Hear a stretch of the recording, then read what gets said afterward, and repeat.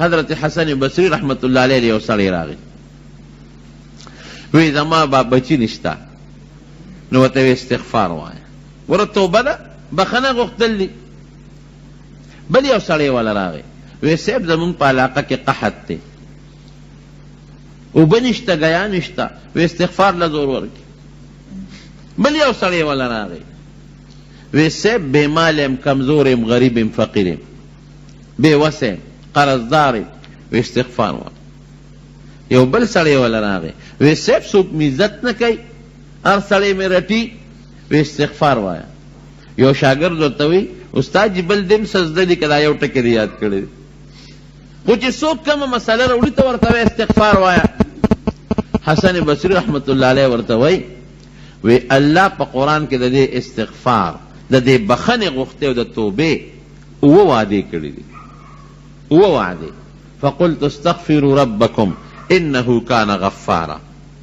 الله نه بخنه وغواړئ توبه ورته وباسئ معافي ترې وغواړئ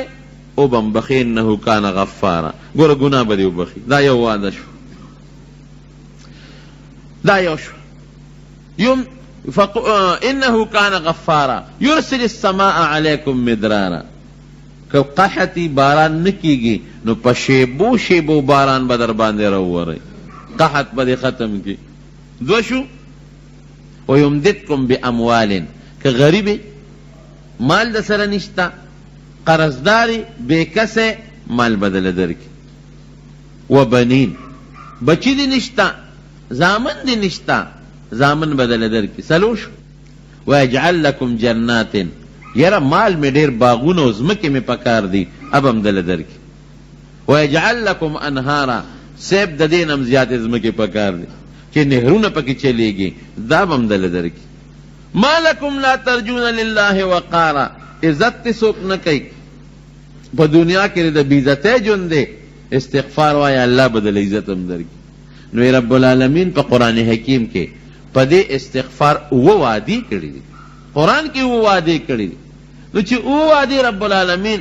په قرآن حکیم کې په استغفار کوي نو زه دې ولې خلکو ته بیا د استغفار ونه ښیم. نو د مارونو په بخنه بیت الله شریف ته مخامخ خدای پاک امبوده یو آیت پر غلاف د پاسه آیاتونه لیکلي دي کم چې د بیت الله مبارک غلاف دی نو په هغې د قرآن حکیم آیاتونه لیکلي دي او د الله نومونه یا حی یا قیوم او د حج متعلق چې څونه آیاتونه دي دی پې ډېر مزیدار د سرو زرو په خط لیکلي دي د سرو زرو په تارې پې دا آیاتونه لیکلي دي. نو ما چې مخامخ ورته وکتل نو یو آیات پې لیکلی نو ډېر خوند دی راکه ډېر خوند دی راکه او ډېر د الله په حضور کې شکریه مې ادا کړه او د ډېرې خوشحالۍ د شکریې نه جړه راله هغه آیت داسې دی ومن یعمل سوءا او یظلم نفسه داسې دی ومن یعمل سوءا سو قاری پکې شته او یعمل او یظلم نفسه غالبا یجد الله توابا الرحیما مانا به درته وکم. ګوره بیت الله په دې غلاف یې لیکلي دي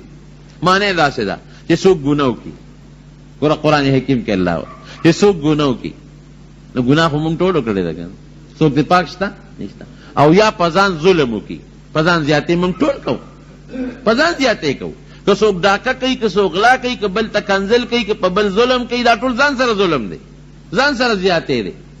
نو الله فرمایي د بیت الله په دې غلاف د پاسه دا آیات لیکلی شوی دی چې څوک ګناه وکړي یا په ځان باندې ظلم وکړي او بیا د الله نه بخنه غواړي یجد الله توابا الرحیما الله به توبه هم قبوله کړي او رحم به هم پرې وکړي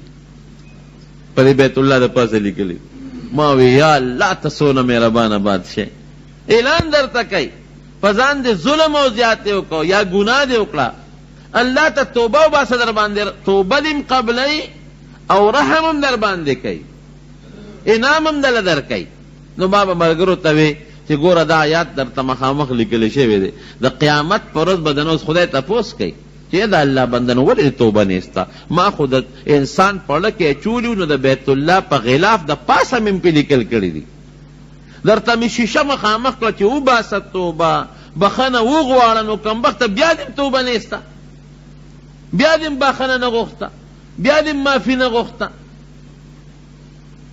زما رونو الله په خپل اعلان کوي ما به یا الله تا ویلی دي ما نه دي ویلي تا په خپل کتاب کې ویلی دي چې څوک ګناه وکړي او په ځان ظلم وکړي او بخښنه وغواړي نو زه یې بخم نو موږ ګناهګار هم یو موږ په ځان ظلمونه هم کړي دي او موږ د نه بخښنه هم غواړو نو پروردګاره زموږ مغفرت نصیب کړي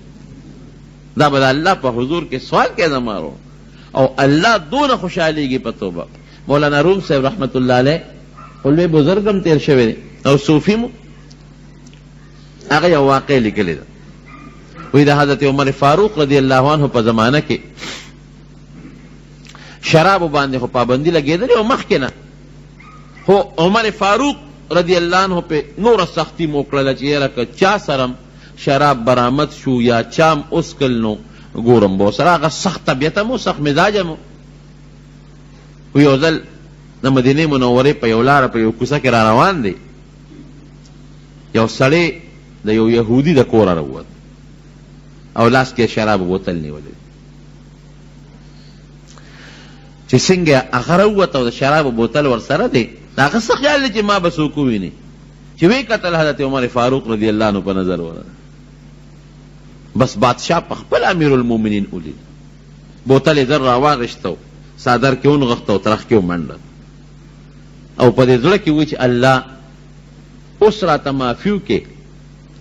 نو زما د توبې که بیا مې شرابو له ګوتې مې یوړی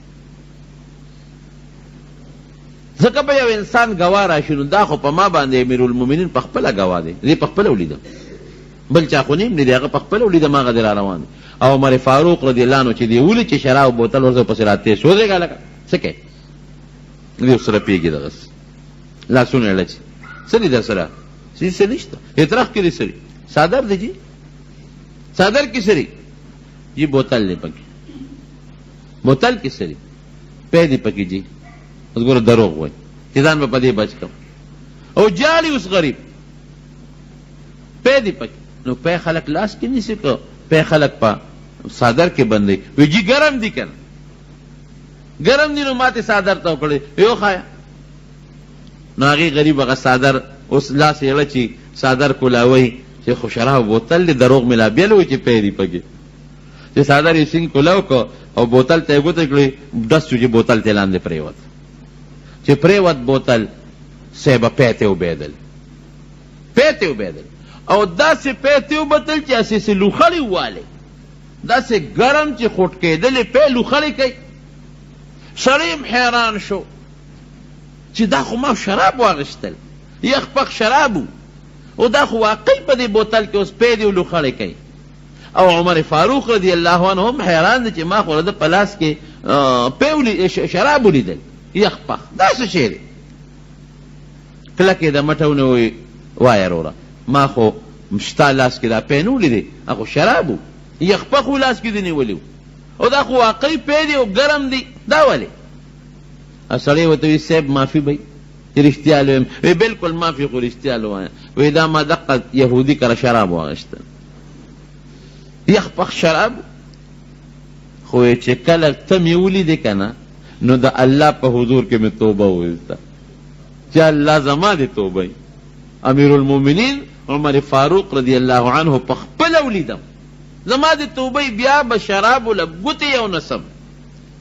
شراب څکل خو ډېره لویه خبره ده او دروغ مې درته وي چې پی دی او ګرم دی ځکه مې صادر دې ته وکړی نو دا زما د هغه توبې برکت و چې رب العالمین زما حیا وساتله حضرت عمر فاروق رضی الله عنه ورته وایي چې بېشک ستا د توبې د برکت نه خو الله ستا د شراب په دې پیو بدل کړل ستا حیا الله وساتله نو وی دا سره تعجب خبره نه ده ځکه پیم یو سیال بیدون کې شی دی او شراب هم اوبه دي سیال بیدون کې شی دی نو که یو په بل بدل شي الله کولی شي خو ډېر تعجب په دې دی چې دا پی ستا په دې ترخ کې بیا ګرم چا کړی چې دا لوکړې ته خېږي دا د توبې برکت